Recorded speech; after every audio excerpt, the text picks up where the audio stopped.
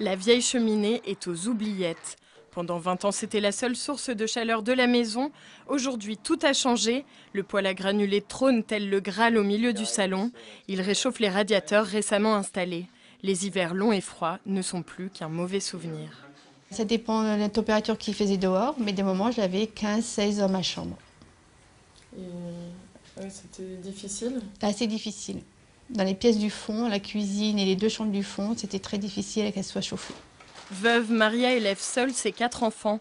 Handicapée suite à un accident de travail, elle demande de l'aide.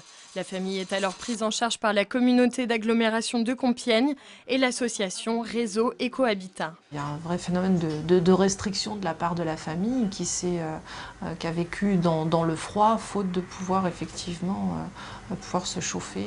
C'est une grande satisfaction de voir surtout la famille retrouver le sourire et être à nouveau bien chez elle. Faire du durable pour les personnes dans le besoin, c'est le credo de cette toute jeune association. L'habitat qui mérite, j'allais dire, le plus d'être amélioré, isolé, c'est l'habitat des personnes en difficulté. 50 000 € d'aide à des gens qui n'ont pas beaucoup d'argent pour vivre à la fin du mois, ça paraît inconcevable. Mais oui, c'est possible si c'est accompagné. En 2014, un quart de l'aide du Secours catholique en Picardie a servi à régler des factures d'électricité.